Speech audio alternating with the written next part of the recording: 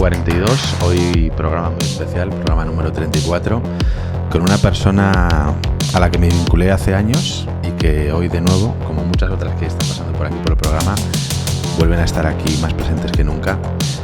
Y una persona de la que aprendí que era eso de salirse de la caja, el pensamiento disruptivo, y que le he visto evolucionar durante los últimos años muy metido en el mundo de las cripto, del Bitcoin y del comportamiento humano a la hora de manejar la energía del dinero. Así que os quiero presentar a una persona muy especial que tiene un apellido muy parecido a otra persona que ya estuvo aquí en Código 42, Kino. Hoy tenemos a su hermano, Adrián Bernabeu. Bienvenido a Código 42. Gracias por invitarme, David. ¿Qué tal? ¿Cómo te sientes después de tantos años? Pues muy bien. Y bueno, de primeras quiero darte la enhorabuena también por meterte en esta nueva aventura loca y por tener también esa disciplina, ¿no? De venir cada día, que ya me parece una locura lo del email diario, pero un podcast diario ya... ¿Verdad? Joder, yo no sé si yo sería capaz, así que enhorabuena por ello. Muchas gracias. Bueno, es un tema de lo que hablábamos ahora, ¿no? Entre bambalinas. El cómo crear rituales o rutinas, yo lo hago básicamente para generarme algún tipo de disciplina que siempre ha carecido en mi comportamiento, y al final es lo que he observado que la gente compra, el ver la seguridad en otra persona que a lo mejor no vemos en nosotros mismos. Bueno, Adrián, tenemos mucho de lo que conversar hoy acerca del mundo del Bitcoin, las criptomonedas. Me acuerdo mucho de ti cada vez que escucho la banda sonora o veo la serie de Mr. Robot. Imagino que la conoces. Yes. Me encanta porque, bueno, yo creo que son muchas las ovejas negras que han entrado en el mundo oscuro, por así decirlo, de las criptomonedas, y me gustaría que nos explicaras a los profanos en este territorio cuáles son los falsos mitos o las falsas creencias que hay y que giran en torno al mundo de las criptomonedas. Lo primero es confundir Bitcoin con las criptomonedas. Eso es creo que es el gran mayor error. Básicamente porque no son monedas la mayoría de ellas. Son proyectos de empresas que tratan de o recolectar dinero o recoger dinero de posibles inversores y demás, que es una forma de crowdfunding, podríamos decir, o de... bueno, no representan monedas como lo que entendemos por euro, dólar y demás. Y Bitcoin también tiene ese problema en el sentido de que no deberíamos entenderla como una moneda porque no trata de sustituir a el euro, el dólar y demás. Es más una especie de materia prima digital. Okay. Que básicamente nos permite transmitir valor en el espacio y en el tiempo. Y esto yo creo que es el punto clave, porque el euro o cualquier moneda fiduciaria, que se llaman así, moneda fiat, no nos permite trasladar valor en el tiempo. Sí nos permite trasladar valor en el espacio. O sea, yo te puedo enviar a ti dinero o a cualquier otra persona que esté en Alicante, en Zaragoza, donde sea. Pero si queremos, por ejemplo, trasladar valor para dentro de 10 años, pues tenemos un problema, porque ahora mismo con el tipo de inflación que hay, más o menos en 10 años has perdido el 50% de tu poder adquisitivo. Eso quiere decir que puedes comprar la mitad de cosas al cabo de 10 años. Entonces, no es una buena herramienta para trasladar valor en el tiempo. Entonces, ¿qué es lo que hace el ser humano con esto? Pues busca alternativas, y ahí es donde entra la inversión. Entonces, pues dice, pues mejor lo pongo en una casa, claro, que guarda el valor, ¿no? O voy a ver si en esto de la bolsa, no sé qué. Entonces, casi que se le obliga a las personas que no tendrían por qué interesarse por eso, si no fuera porque tenemos esta problemática de la que la mayoría de personas no son conscientes, para resguardar el valor en el tiempo. ¿Cuáles son los fundamentos, si es que los hay, de la gran objeción colectiva en torno a las criptomonedas, que se suele decir que es una gran burbuja? Bueno, pues esa podría ser una de ellas, ¿no? Que la creencia de que es una burbuja. Normalmente una burbuja tiene un punto de crecimiento y una muerte que suele ser al punto de partida, ¿no? Como una especie de V inversa. No podemos llamar burbuja a algo que tiene una tendencia alcista. ¿Cómo sabemos si algo tiene una tendencia alcista? En realidad se confunde porque normalmente vemos los puntos más altos, pero para ver una tendencia alcista tenemos que ver los puntos más bajos. Si los puntos más bajos son ascendentes, es una tendencia alcista. O sea, si cada vez que retrocede es un punto superior a la última caída, es una tendencia alcista. Entonces eso no representa una burbuja. Entiendo. ¿Por qué sube algo como Bitcoin o cualquier otra cuestión, ¿no? que tienda a subir? En este caso, y como casi todo, funciona por oferta y demanda. Tú también entiendes muy bien de esto. Entonces, si tenemos algo que mucha gente quiere, ya sea por sus características, por lo que ofrece, por lo que resuelve, por los problemas por los beneficios que trae, que si quieres luego podemos entrar en eso. Sí. Cuando hay una oferta muy limitada, si tenemos... ¿Por qué un Ferrari es más valioso que... No quiero denigrar ninguna otra marca, pero cualquier otro coche de menor valor?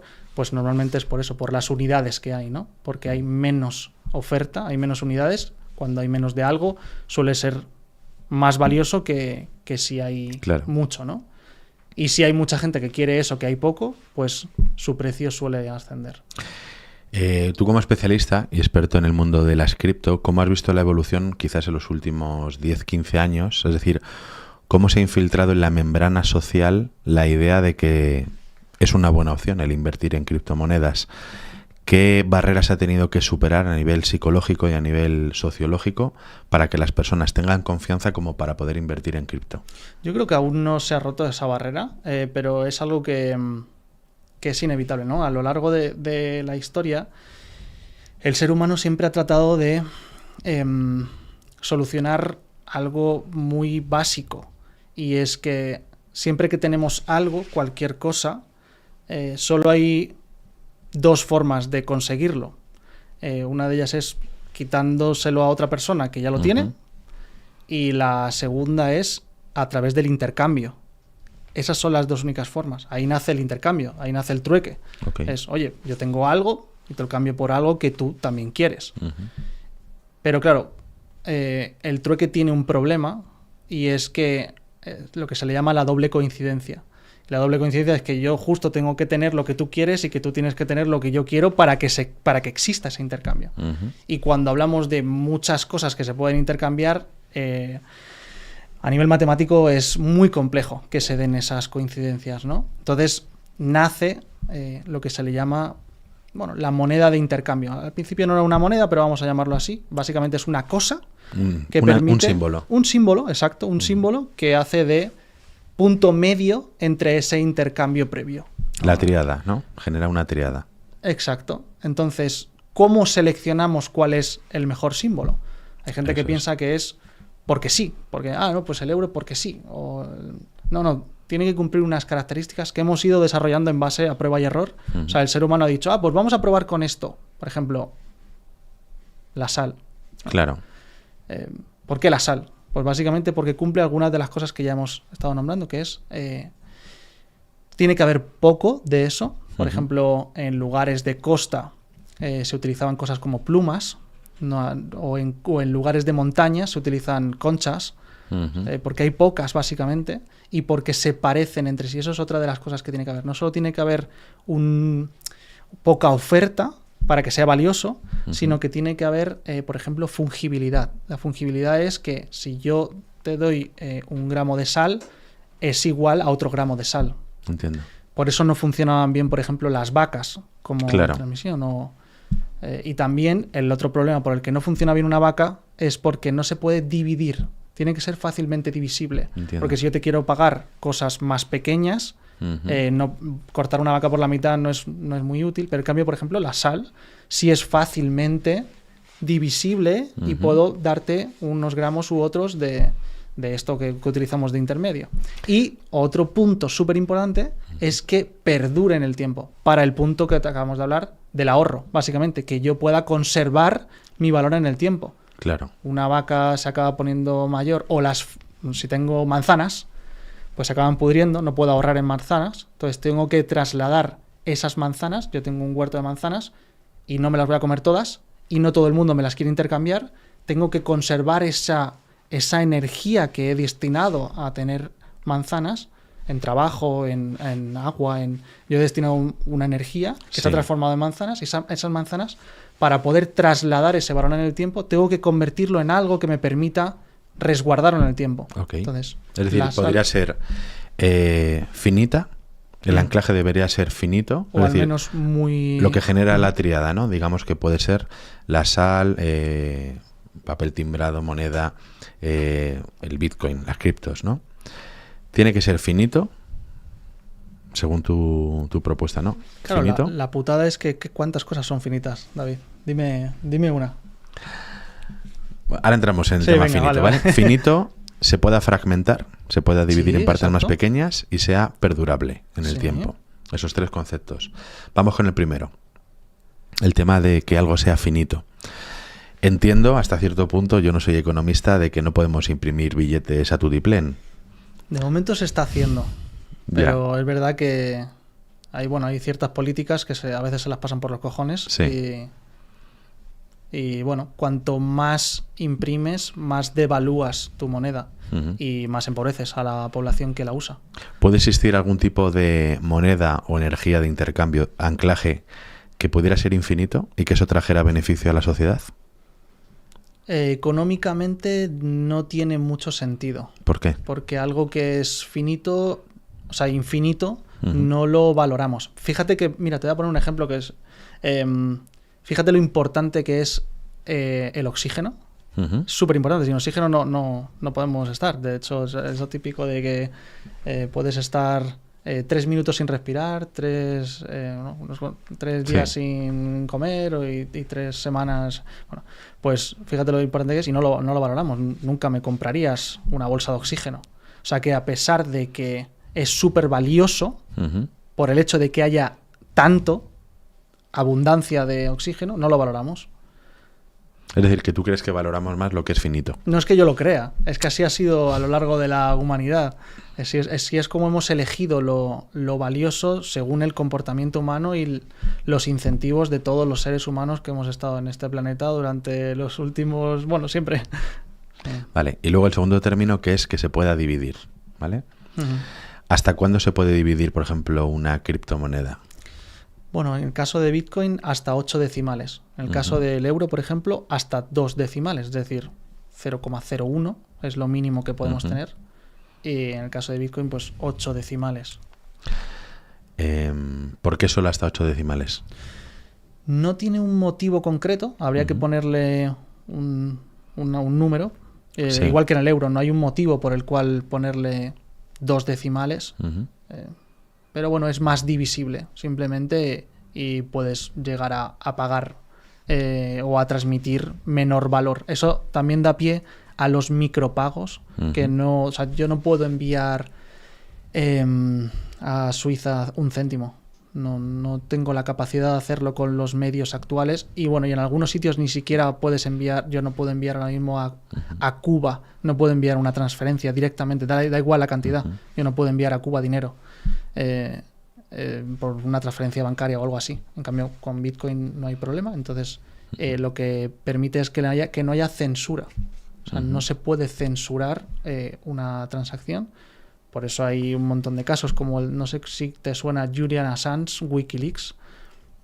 Wikileaks fue un lugar donde se mostraba problemáticas de Estados Unidos o cuestiones que no eran a lo mejor tan lícitas por parte del gobierno, y había un portal donde se mostraba toda esta información y bueno, fueron tratando de coartar o bloquear toda esa información. Y pues Wikileaks se financiaba a través de las donaciones simplemente, y se cortaron absolutamente todas las cuentas bancarias, incluso las de Suiza, PayPal, todo ese tipo de empresas y todo tipo de bancos, pero no se pudo bloquear Bitcoin. Vale, en términos de límites, hemos hablado de un valor finito por arriba y otro por abajo. Imagínate, no sé cuántos millones de... Pues hay máximo 21 millones 21 de millones. Bitcoin, que justo hoy es día 21, es un buen número. Nunca habrá más de 21 millones. Vale, imagínate que eso en una pirámide es como la escala mayor, 21, el tope. Y por lo bajo has dicho que hasta 8 decimales. A la mínima unidad, igual A que la le mínima llamamos, unidad. a la mínima unidad, igual que le llamamos céntimo, Sí. ahí le llamamos Satoshi, un El Satoshi. Satoshi. ¿Podrían las 8.000 millones de personas, algunas más, tener un Satoshi? Sí. Según los cálculos. Es decir, hoy la humanidad podría disponer de una parte de, por ejemplo, un Bitcoin. Toda la humanidad, ¿te Si refieres? pudiéramos reducir esos 21 millones a 8.000 millones de personas. Pues las matemáticas no las tengo exactas, la verdad, no lo sé. Vale, pero... independientemente de eso, ¿qué tendría o qué tiene más poder? ¿Que todas las personas del planeta pudieran tener una llave, un anclaje, una pequeña parte de un Bitcoin, un Satoshi a lo mejor? ¿O que ciertas personas pudieran tener la mayoría de los Bitcoin? Como bien sabes, esto va en cuestión a... O sea, imaginemos que tú tienes absolutamente todo el dinero, todos los 21 millones de Bitcoin. Tú tendrás que hacer algo con eso. O sea, en realidad, esto va en base a lo que tú puedas ofrecer o a los que los demás, que no tienen nada, puedan ofrecer y que tú valores más. En eso se basa el intercambio. Si yo valoro más el agua que voy a beber que los euros que tengo, pues cambiaré mis euros por ese agua. O sea, no tiene sentido atesorar algo que simplemente por atesorarlo. Entonces, cuando se tiene esa movida, ¿no? Y mental de ya, pero es que solo se va a repartir entre unos pocos. Bueno, la riqueza actual que existe se distribuye en base a lo que las personas son capaces de ofrecer a cambio del dinero de los demás, y los demás quieren dar ese dinero a los que sí producen algo beneficioso, ¿no? Para los demás. O sea, que en realidad se distribuiría de nuevo en base a los que sí aporten un valor. Vale. Imagínate, bueno, vamos a saludar a la gente que está conectada. No sé la bien que nos está pasando hoy con el chat. Tenemos a Juanjo, Catherine, Inma, Sandra. Vemos el chat y Era para que se habían perdido los mensajes para que lo Vale, leyeras. pónmelo más pequeñito, porfa. Vale. Ahora es demasiado grande, ¿no? Pónmelo como ayer, Vale. como capítulos anteriores, ¿vale? Venga, vale. Vale, te pregunto, imagínate que tu nuevo libro, Bitcoinismo, ¿vale? Fuera una cripto, una moneda. ¿Cómo la distribuirías para que el mayor número de personas se pudiera beneficiar? ¿Cómo harías la estrategia para tener mayor impacto? Si fuera tu libro, pues una bolsita de sal, o sea, una nueva moneda. Nunca jamás lo había pensado, pero bueno, lo que hizo Bitcoin fue utilizar a las personas para que utilizaran, vamos a llamarlo ordenadores por simplificarlo, la seguridad de la red, y a quienes aportan esa seguridad a la red, pues se distribuye de forma equitativa el trabajo que haces. Por resumirlo muchísimo, porque no me quiero meter en temas técnicos y no creo que venga al caso, pero básicamente por prueba de trabajo, podríamos decir que es. O sea, en base a la prueba de trabajo que ofrece cada persona. Así es como se distribuye en Bitcoin. O sea, no se distribuye desde cero a todo el mundo desde el día 1 a todo, sino que se va haciendo en base a cuánto tú aportas energéticamente. Ok. Esto me recuerda mucho a las mentorías. Cuando empezamos a trabajar juntos, ¿te acuerdas que hacíamos como mentorías high ticket? Y luego empezamos a generar un efecto cascada y llegar a más gente, haciendo palanca con el capital que habíamos generado unos pocos que nos aportábamos cierto valor, ¿no? Por ejemplo, ahora me viene a la cabeza un Elon Musk con el concepto de Tesla. La idea de son unos coches que se testean a lo mejor para unos pocos y cuando se validan se van abriendo a toda la sociedad. O puede ser como, por ejemplo, las startups o las aplicaciones, o Apple, que primero lo validan unos cuantos, quizás de un poder adquisitivo superior, y luego llega a la masa. Sé que estás escribiendo tu libro, insisto en esto. ¿Cómo podrías lanzar tu libro, ¿vale?, para que llegara a todos los estratos de la sociedad? ¿Cómo lo harías? ¿Qué estrategia seguirías? A ver, te puedo decir la que más o menos he seguido, que es tratar de unirme a alguien, bueno, en este caso a una empresa, una editorial, que es pues una de las que más años lleva 70 años sacando libros, que es Grupo Planeta, y ellos saben mucho mejor cómo hacer ese trabajo que yo, cómo distribuir ese libro y con todo lo que conlleva a nivel infraestructura, ¿no? Porque al final pues está en todas las casas del libro, en todo, yo que sé, Corte Inglés, y todos los lugares, y que es diferente a lo que es una estrategia de venta como tal activa, ¿no? Si me preguntas por eso... ¿No podrías hacer ambas cosas? Es decir, utilizar a lo mejor una editorial para la distribución, quizás a la masa, ¿no? A las personas que se pueden permitir ir a los almacenes, y luego a lo mejor en tu entorno lanzar el libro a un precio superior, quizás con algún añadido que no tiene el otro libro. Sí, o sea, tú hiciste algo así, en realidad, ¿no? Por eso te lo pregunto. Sí, a mí o sea, admiro esa acción que hiciste. Yo no sé si sabría hacerlo de la misma manera. Tampoco sé si querría, pero sí tengo pensado hacer un prelanzamiento unido a unas ventajas por adquirir el libro. No quiero aún desvelar nada, pero sí. Básicamente se podrá precomprar con algo añadido, podríamos decir, con algo superior. Tú, bueno, eres un artista, hiciste Bellas Artes y también eres para mí un gran psicólogo, y me gustaría que habláramos del comportamiento que hay detrás del movimiento cripto, ¿vale? De la inversión que hay detrás, más allá del tema económico. ¿Cuáles son los pulsos psicológicos, sociales que han hecho que las personas hoy, prácticamente mi madre, le hablas de criptomonedas y sabe más o menos de lo que estoy hablando? Entonces, a lo largo de la historia, de la evolución de la especie humana, ha habido como muchos hitos o cambios que pueden ser similares a la incursión, imagínate, de Internet, de la informática, de la imprenta, del fuego, quizás ahora de las cripto. Sé que en tu libro hablas de esto y me gustaría que comentaras desde un ámbito más psicológico cómo ha sido la evolución en términos de espacio-tiempo. Es decir, el proceso que antes hablabas del tiempo, en una escala, si consideras que el espacio que hay entre un granito y otro, por ejemplo, de la imprenta, la revolución industrial, informática, no sé lo que hay ahora, inteligencia artificial, por ejemplo, se está achicando. Efectivamente. ¿Cómo está evolucionando esto a nivel de comportamiento humano?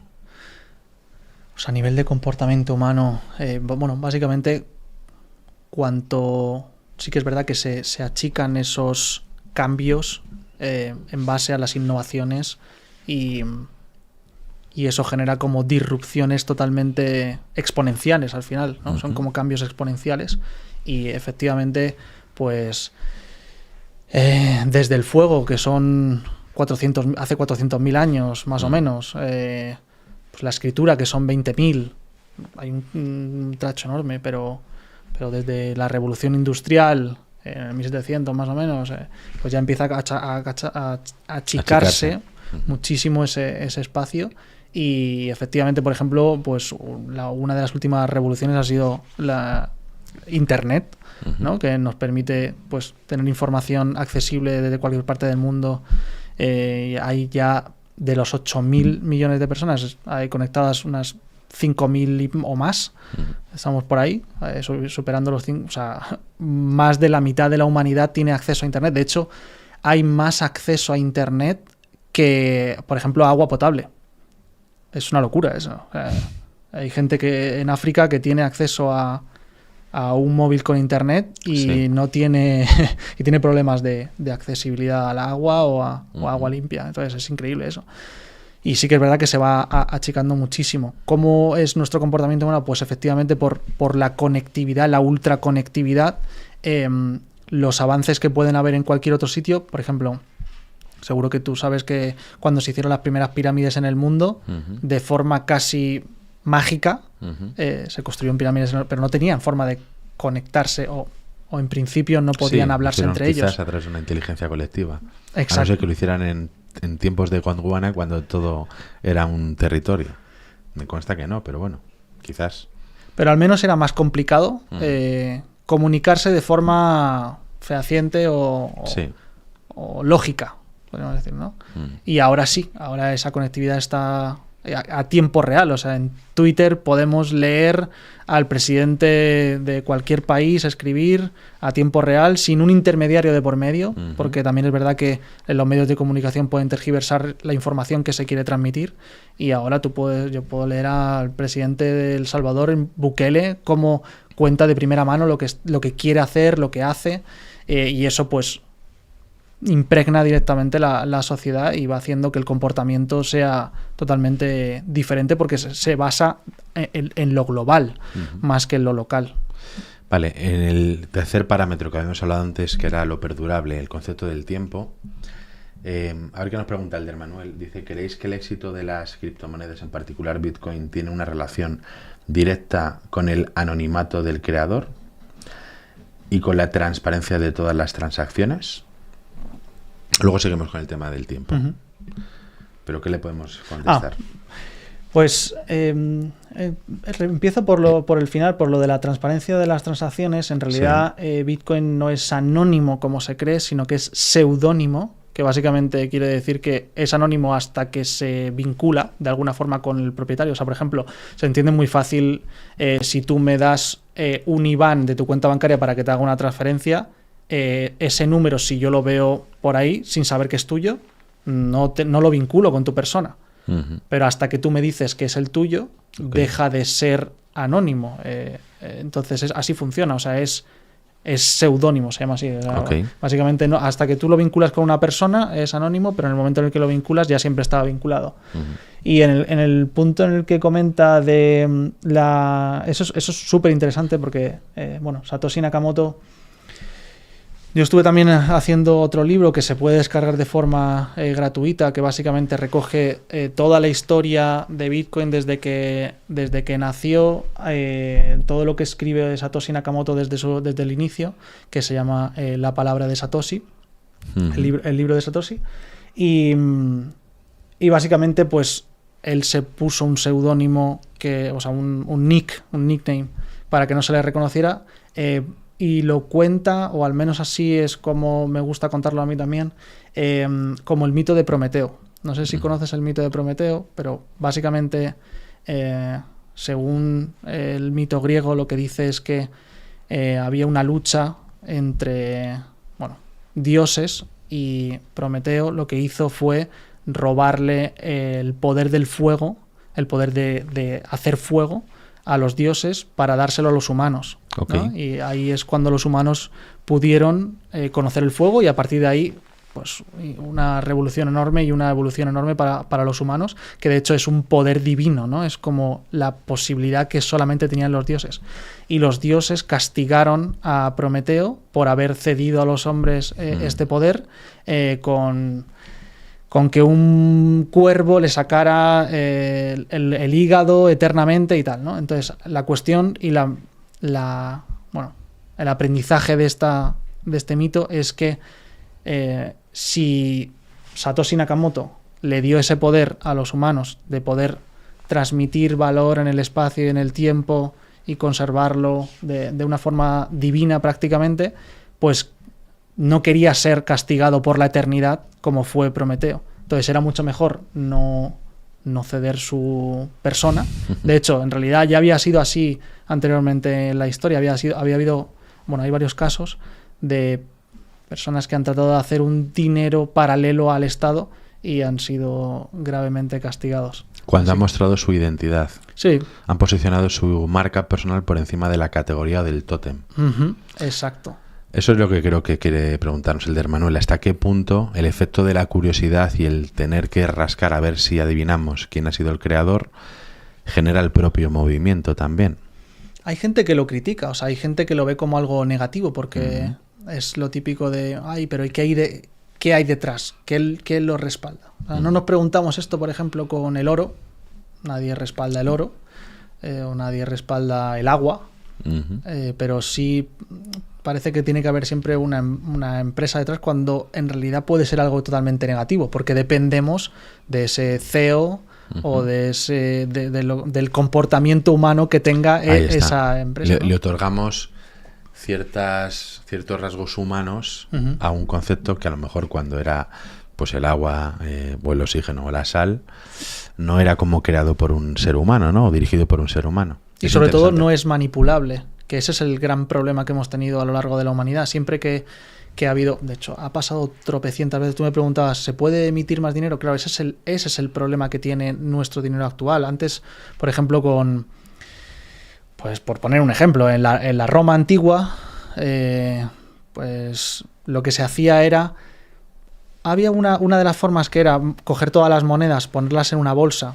agitarlas, y el polvillo que se quedaba del raspado, pues de ahí se podía fundar otra moneda, ¿no? Se fundía ese y se creaba otra moneda. Estás creando más dinero del que hay, ¿no? De repente tienes más dinero del que podía haber, ¿no? De hecho, ese es el motivo por el que, si miráis las monedas, veis que tiene como rayitas. Sí. Es por ese raspado, para ver, es como una prueba de que no se ha raspado. Si se ha raspado, no vale. No quiero una moneda que tiene menos cantidad de oro, ¿no? O sea, se han quedado así ya las monedas, aunque las monedas de ahora ya no tienen esa aleación, ¿no? Pero es una de las formas de crear más dinero. Y así. A eso me refería con el límite inferior, que es siempre todo se puede dividir un poquito más. Sí, la putada es que se divida con la misma energía, podríamos decir, ¿no? O sea, claro. O sea, al final es como el vino, ¿no? O el aceite. O el hachís. Lo que te queda al final. Claro, o sea, tiene menos pureza, básicamente. Eso es exacto. Si le pones menos pureza a algo, pues debería tener menos valor. La putada es que le demos el mismo valor a aquello que tiene menos pureza. Sí. Si el Bitcoin fuera la Biblia, ¿quién habría escrito la Biblia? O Bitcoin, ¿y quién serían los apóstoles a lo mejor? Bueno, Satoshi Nakamoto sería Jesús, ¿no? La Biblia, bueno, se suele atribuir al white paper, que es lo que escribió Satoshi simplemente para presentarlo en un foro de frikis de criptografía que no leía ni Dios y que solo había gente pues loca de la cabeza por temas de privacidad y cuestiones de ese tipo. Sí. ¿Esos fueron los impulsores, a lo mejor, los de ese foro? Sí, así es. Sí. Hay personajes que sí se les conoce, como Hal Finney, por ejemplo, que murió de ELA. Pero hay muchos otros que incluso... Bueno, hay una historia a más o menos 40 años hacia atrás de Bitcoin, de varias personas que han hecho atribuciones que no son directas, pero que apoyan... como cualquier invención al final, ¿no? Pues para crear este micro, pues te tienes que basar en un cable, claro. En otras invenciones posteriores, no sé. Sí. Y en términos de negocios digitales, yo me lo llevo siempre a mi terreno. Sí, veces, claro, ¿no? vamos a ello. Quizás a lo mejor en Yanquilandia, si hubiéramos creado el Bitcoin, quizás si hubiéramos metido la identidad de alguien, ¿no? Como el héroe que ha creado esto. No sabemos si Satoshi es estadounidense, no sabemos si es de Yanquilandia. Ya. Pero él tenía claro que si, de hecho así ha sido en otros intentos por crear un dinero paralelo al Estado. Uno de ellos, por ejemplo, sí fue de Yanquilandia y pues acabó preso, porque, o sea, legalmente tú no puedes hacer la competencia. O sea, el Estado tiene el monopolio de muchas cosas, la principal de la violencia. Son los únicos que pueden ejercer violencia contra los demás. Ninguna otra persona. Yo no... Si te pego, si te hago cualquier cosa, pues voy a ser castigado. Pero el Estado sí tiene la posibilidad de ejercer la violencia, ¿no? Y tiene el monopolio de muchas cosas, entre ellas la de emitir dinero. Son los únicos que pueden emitir dinero. Me recuerda un poco a la universidad, fíjate, en términos de formación y de docencia.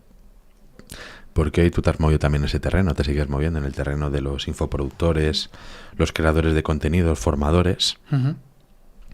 Y siempre le ponemos como una etiqueta, hay una identidad, hay un gurú detrás, un referente, pero detrás de la universidad, ¿sabes? Es como que se han escapado, ¿no? Es a dónde va tu dinero, quién... Bueno, tienes profesores y maestros, pero al final es un ente que parece un tótem al que no podemos atacar o responsabilizar de cómo ha estado el sistema educativo. Sí, la movida es que el otro día mi prima hizo la comunión hace poco y fui a la comunión y claro, fui allí a la iglesia y fue increíble, tío, ir a la iglesia después de tantos años y a analizar, ¿no? Con esos ojos que tú también tienes y que es nuestro divertimento, ¿no? Total. Y estaba allí, tío, viendo al cura y cómo adoctrinaba a toda esa masa de gente, qué palabras utilizaba, qué forma de distribuir el conocimiento o aquello que debía ser entendido. Era increíble, tío. Era como un pastor, nunca mejor dicho, ¿no? Un pastor con sus ovejas. Claro. Incluso se arrodillaban.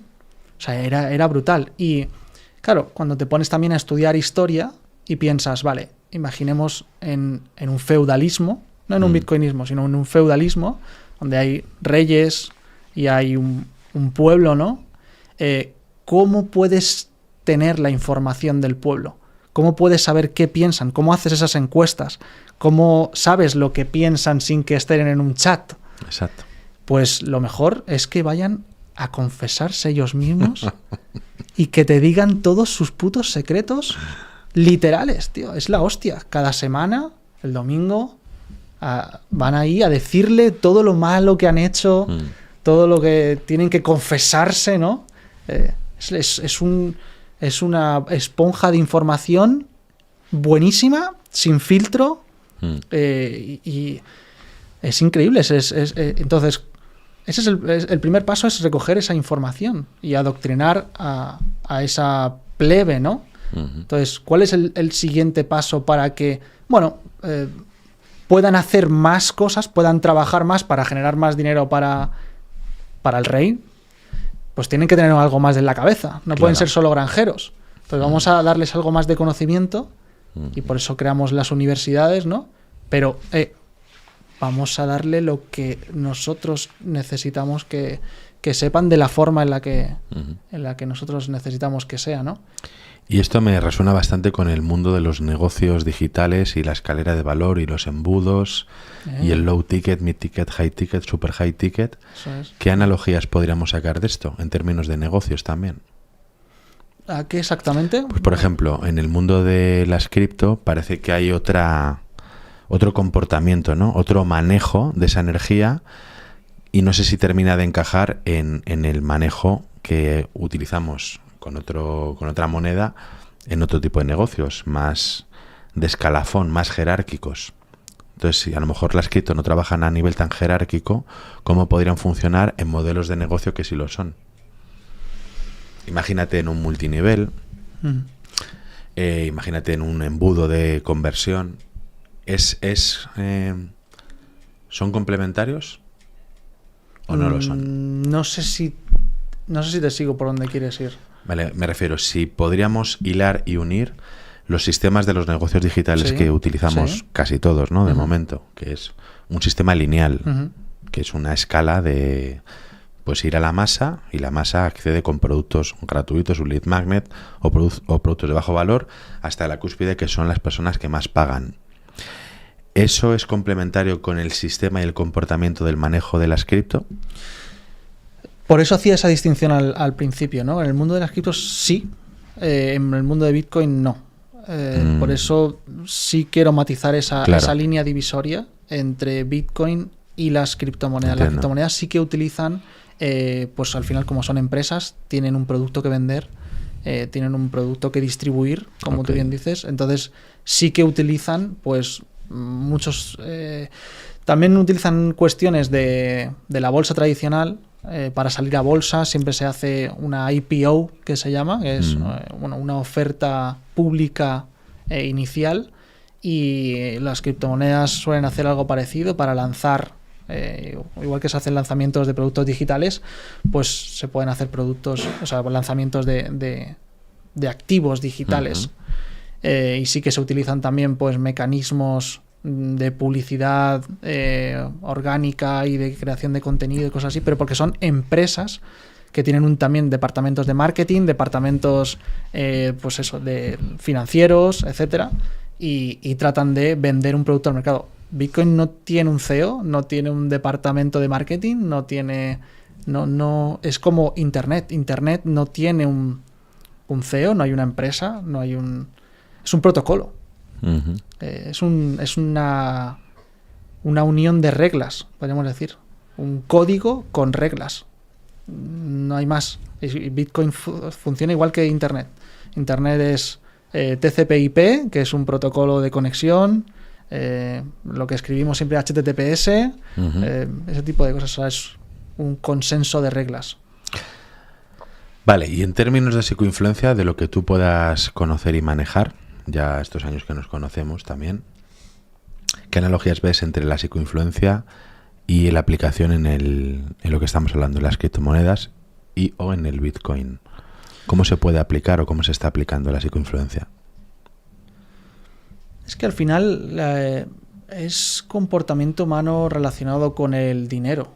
Uh-huh. O sea, con aquello que nosotros valoramos. Y no hay ninguna diferencia a lo que nosotros ya hacemos en nuestro comportamiento habitual por eso te comentaba al principio otras formas económicas de trasladar valor y de qué es lo que hace el ser humano para intercambiar o para conservar lo que sobreproduce.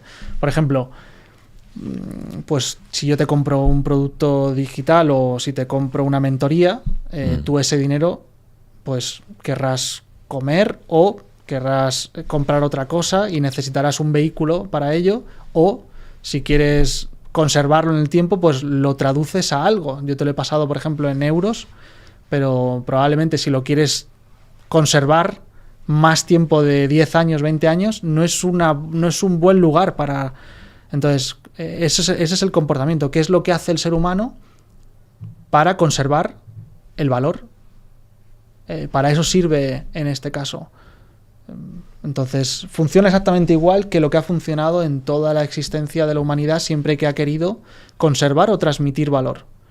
Conservar o transmitir energía. Uh-huh. Yo dedico energía a lo que hablábamos antes de producir lo que sea, y si produzco manzanas no puedo ahorrarlas en manzanas, tengo que traducirlo a otra cosa, a otra forma energética. De hecho, sí lo llamo en el libro lo llamo forma energética. Tú tienes este micro también conserva energía de trabajo.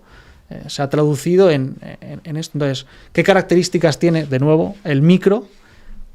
Como yo le llamo grado de dinerabilidad. ¿Cuánto grado de dinerabilidad tiene? Okay. Pues dependiendo de si hay más micros o menos micros, que es lo que hablábamos de la oferta, pues será más valioso o menos. Si puedo dividirlo o no dividirlo, tendrá un grado de divisibilidad.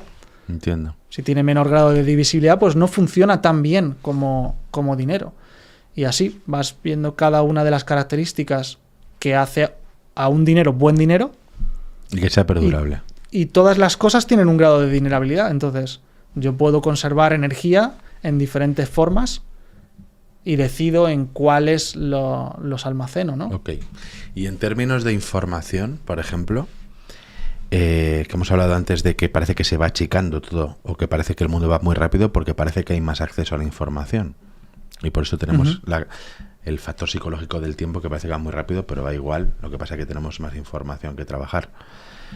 ¿Hasta qué punto se complementa el tener más información con el anonimato del mundo del Bitcoin, por ejemplo? Me refiero, ¿tú crees que puede prevalecer esta moneda de cara al futuro cuando se está intentando impedir el acceso a que yo pueda mostrar mucha información en un mundo que cada vez pide más información? ¿No es paradójico? Igual, o sea, hay diferentes formas de utilizar lo mismo. O sea, tú con el euro puedes utilizarlo a través de transferencias bancarias que dices tu nombre y dices a quién va y de dónde viene. Se está dando una información, muchísima información. Incluso ahora con los teléfonos te dice hasta el lugar geolocalizado en el que estás y demás. Uh-huh. Pero también puedes usar billetes. Y el billete no está diciendo ni de quién es, ni a dónde va, ni en qué lugar. A eso voy. Entonces el metálico, el billete, puede tener más no sé, más proyección a futuro que una información que al final puede estar muy expuesta. Por eso es lo que hablábamos aquí, que ha comentado, ¿no? O sea, tú puedes utilizar Bitcoin igual que el efectivo, exactamente igual, porque es dinero al portador. ¿Es el nuevo efectivo? Podría ser el nuevo efectivo, depende de cómo se utilice. Ese es el punto, que hay diferentes formas de utilizar y depende de cómo tú, pues por ejemplo, por ir más al grano, ¿no? Hay mucha gente que utiliza los llamados exchanges, sí, que son como bancos digitales de esto, ¿no? De criptos, de Bitcoin y demás. Ahí tú tienes que dar tus datos. Tú tienes que decir quién eres, igual que en un banco. Vas a un banco, te abres una cuenta bancaria y tienes que decir quién eres. Pero sí hay otras formas de utilizar Bitcoin sin tener que ir a un intermediario, a una empresa, a ceder tus datos. Tú puedes tener lo que se llama un wallet, que es como una cartera física donde tienes efectivamente los billetes. Pues de la misma forma puedes tener un wallet, que es un programa informático, es un software que te descargas y que ahí tienes Bitcoin. Y eso no va a nombre de nadie, es igual que el billete no va a nombre de nadie, va a nombre del portador, de quien lo porta. De hecho, si te doy el móvil, lo tienes tú o pues lo llevas tú. O si te lo paso a otro software, serías tú el portador. Vale. Y si yo me meto en bitcoinismo.com con la objeción de, joder, otra vez más de lo mismo del puto Bitcoin, estoy saturadísimo. Probablemente no llegues ahí, si hasta los cojones. Quizás, bueno, yo lo dejo aquí. Yo obviamente lo voy a ver, pero ¿qué diferencias hay de lo que tú propones respecto a lo que quizás no podemos encontrar por internet en términos de Bitcoin? ¿Qué puede aportar tu libro que a lo mejor no ha aportado alguien antes? Pues probablemente que le cambie la perspectiva respecto a muchas cosas de las que sí creía y por las preguntas que me haces es probable que también estén en ti, en el hecho de, hostia, pues yo pensaba que esto es una criptomoneda, yo pensaba que esto es una burbuja, yo pensaba que esto es... Yo creo que pasa con la mayoría de cosas en las que no profundizamos, ¿no? Siempre tenemos unas ideas preconcebidas sobre algo y cuanto profundizamos en cualquier tema, nos damos cuenta que no teníamos ni puta idea y entonces pues ahí vamos explorando, pero todo depende de si te llama la atención de verdad o no, si tiene sentido. Y solamente tiene sentido cuando te resuelve un problema. Si no te resuelve un problema, probablemente no te intereses para nada en ese tema. Entonces, ¿qué problema resuelve? Bueno, el problema primordial de la humanidad, que ha sido así desde que somos humanos, que es, de nuevo, trasladar valor y conservar valor en el tiempo, y que todo lo que hemos tenido en la historia de la humanidad hasta ahora ha podido ser confiscado. Es decir, técnicamente a nivel legal se le llama usufructo a todo aquello que tú puedes utilizar pero que no te pertenece plenamente. Una vivienda, por ejemplo, tienes una casa, has comprado una casa, está en un registro de la propiedad y el Estado te la podría expropiar perfectamente, sin que tú tengas nada que decir. No sé, mi abuelo tenía unas tierras de naranjos y decidieron que tenía que pasar la luz por ahí, ¿no? Y pues les expropiaron el trozo que necesitaban y ya está. Lo mismo pasa con tu cuenta bancaria, con el dinero que tienes. Todo puede ser expropiado, todo puede ser arrebatado.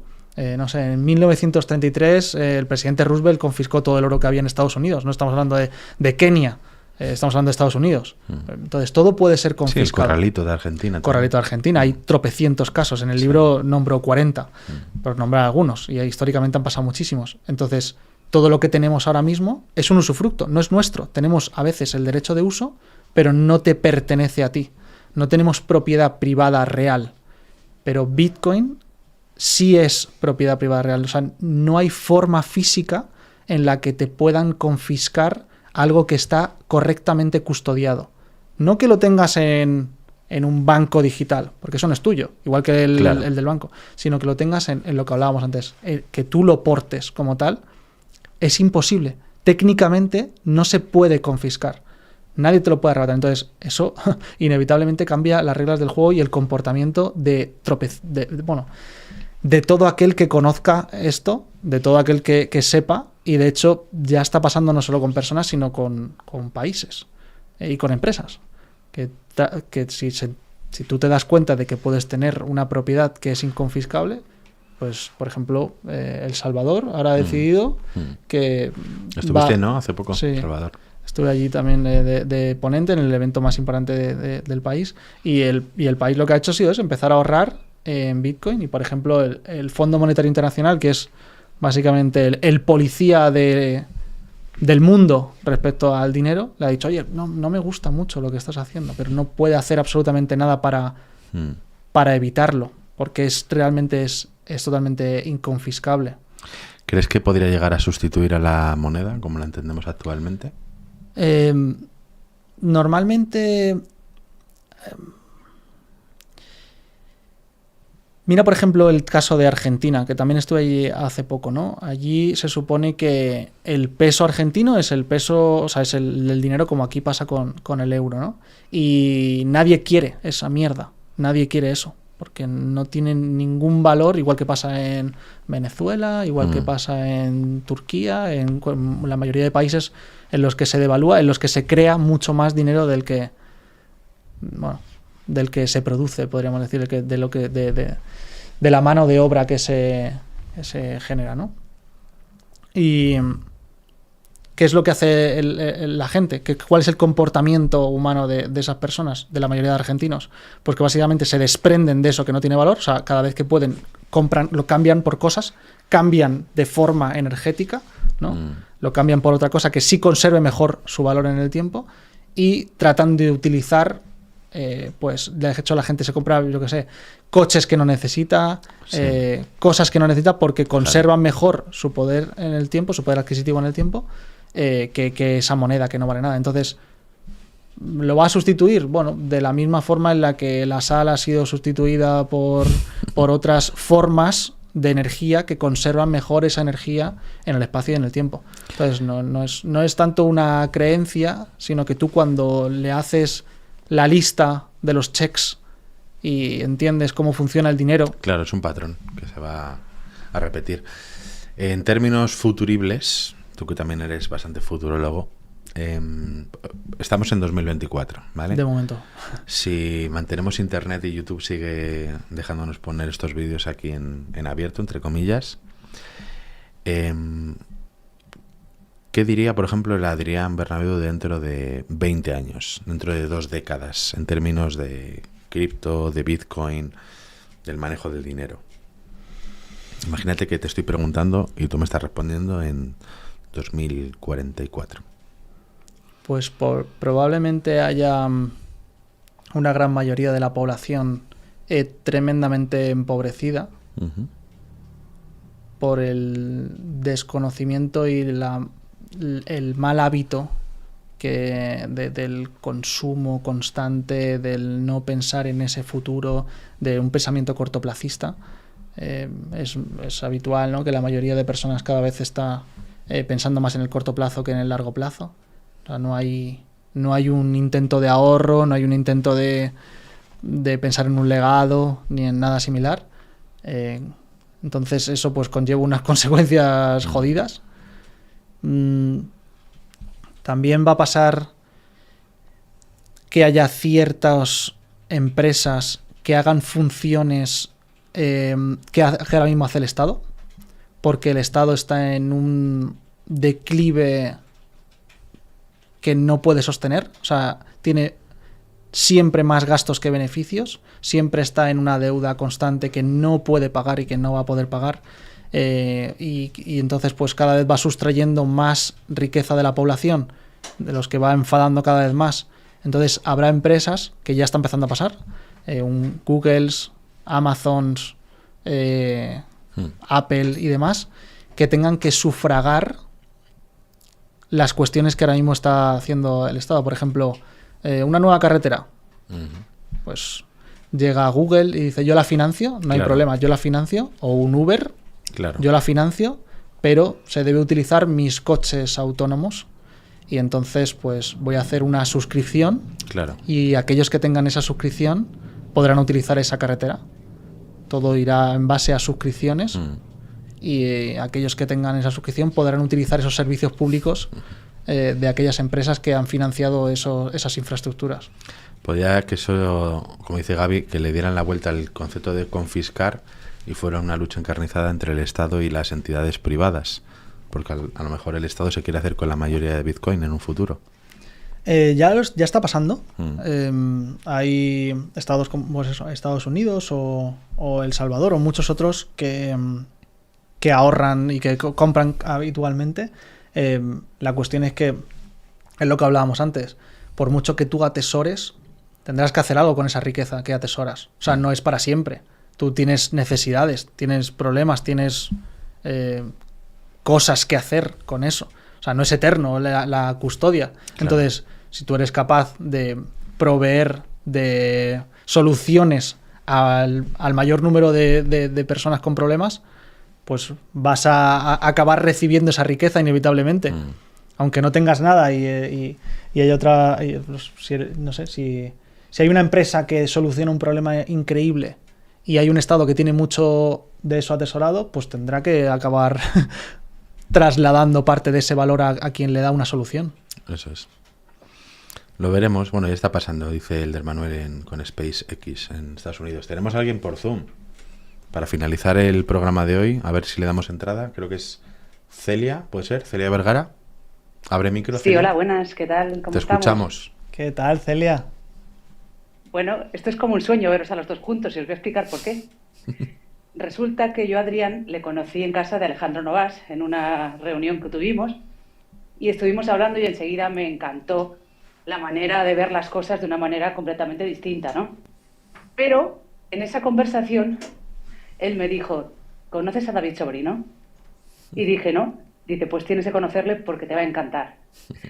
Desde hace pues como más o menos un año sigo a David Sobrino, estoy con él en alguna formación y estoy encantada y quiero hacerte la pregunta que es, aparte de saludarte y me alegra mucho de escucharte y de ver que estás tan bien, ¿por qué pensaste que una persona como David Sobrino podía ayudarme a mí o podía interesarme? Wow, pues te ha hecho la pregunta en la triada. Es la moneda, es Bitcoin, Celia, ahora mismo. Fíjate. A ver, o sea, recuerdo perfectamente ese día. De hecho, tuvimos una conversación en la que se habló de algunos de los conceptos que hemos hablado aquí, sobre ese futuro y todo esto. No sé si te acuerdas, Celia, pero también me preguntaste algo así que no es habitual tampoco y creo que son de las pocas veces que he hablado sobre esto en un lugar y fue contigo también. No recuerdo exactamente por qué pensé que David en concreto a ti, pero probablemente por alguna de las cosas de las que no sé exactamente qué es lo que diríamos en ese momento. También considero que David puede ayudar a cualquiera con tal de que le escuche un rato o que pueda hacer las preguntas adecuadas. Y en ese momento, pues, si justo coincidió con algo que me contaste, pues dije, pues David es la persona adecuada para... Posiblemente sea el ver un talento a lo mejor que tiene Celia y otras personas que ni siquiera ellas ven, que es lo que te pasa también a ti, ¿no? Que ves más allá de lo perceptible, lo evidente. Muchas gracias, Celia. Gracias, por formar Celia. parte de Gracias nuestro a los universo dos. en común. Ojalá nos volvamos a ver pronto. Muy bien. Eso espero. Un abrazo y que vaya todo muy bien. Bueno, y te voy a hacer la gran pregunta de los 21 millones. ¿Qué crees que hay dentro de la caja fuerte, Adri? Una historia. Una historia, muy bien. ¿Y quién es el protagonista de la historia? Todos los que la lean o la conozcan, la descubran. Muy bien. ¿Y hay algún premio en la historia? ¿Un santo grial? ¿Una zanahoria al final del palo? Sí, aunque eso depende de la interpretación que haga cada uno de la historia. Ok. Bueno, pues ahí lo dejamos. Creo que tienen una llave para ti. Te van a entregar una llave. Ah, qué bueno. Aquí, como nos gustan mucho los rituales, la puedes abrir. Wow. Siempre tienes estos detalles, tío, que marcan la diferencia. ¿A ti que te gusta tanto diferenciarte? Bueno, esa es la llave de psicoinfluencia. ¿A quién se la entregarías para que pudiera venir también a Código 42? Esto es una invitación personal para esa persona. O sea, un invitado que pueda venir aquí de la misma forma en la que he venido yo. Que tú consideres que puede aportar valor, igual que tú has hecho a la audiencia y has dejado aquí esta pequeña semilla o gran semilla. ¿Quién más lo podría hacer desde tu perspectiva? ¿A quién invitamos a Código 42? Pues me ha venido ahora mismo a la cabeza alguien que también hemos tenido en común. Te iba a decir totalmente otra persona, pero en el último segundo me ha venido Bandy. Sabía que ibas a decir Bandy. Y mira que no... Pero seguro que te trae cosas muy interesantes porque ha vivido cosas muy interesantes. Sabes que Bandy es el creador de... Sí. El fabricante de la llave. Sí. No sé si contactarle por paloma mensajera, ¿no? Casi. Está muy ya perdido. No tiene WhatsApp, no tiene Telegram. Y de hecho, hace poco ha hecho una vivencia para mí increíble. Que ha estado 28 días en oscuridad plena. O sea, sin luz. 20 de ellos sin comer. Ok. Y podrás imaginarte todas las... Pues que venga aquí y nos lo cuente. Pues seguro que sí que trae cosas muy interesantes. Bueno, y además siempre es un futurólogo. Para él no será nueva, ¿no? Si le vas a dar una... Bueno, igual no tiene ninguna. Él puede fabricar todas las que quiera, ¿eh? Ah, amigo, todo se conecta. Todo se conecta. Bueno, Adri, muchísimas gracias. Gracias por invitarme, David. Ha sido un gran cierre y como aquí decimos siempre que comunicar es fácil, pero comunicar fácil es lo más difícil que hay y esa en realidad es la llave maestra. Espero que tengas mucho éxito y mucho impacto con tu nuevo libro, Bitcoinismo, bitcoinismo.com. Os invitamos a que entréis. No sé si será en septiembre o no, en 2024 el lanzamiento con Grupo Planeta. Y bueno, lo leeremos, yo lo leeré personalmente a ver qué podemos descubrir más allá de lo que se percibe habitualmente en las redes y espero que sientes las bases de un nuevo ismo. Esa es la idea, que sea totalmente atemporal. Yo sé que tú también tienes algo en el horno para esa temporalidad y ojalá que esto también dure muchísimo tiempo, porque sé que no es nada fácil mantener cada día esto vivo, así que te mando mucha energía y mucha fuerza para que así pueda ser y que venga mucha gente interesante por aquí. Gracias por invitarme. Muchísimas gracias por estar aquí. Gracias a Juan, Milder, Manuel, Gaby, todas las personas que habéis estado conectados y los que lo veis como siempre en diferido. Quizás nos veamos igualmente dentro de 20 años. Hasta mañana.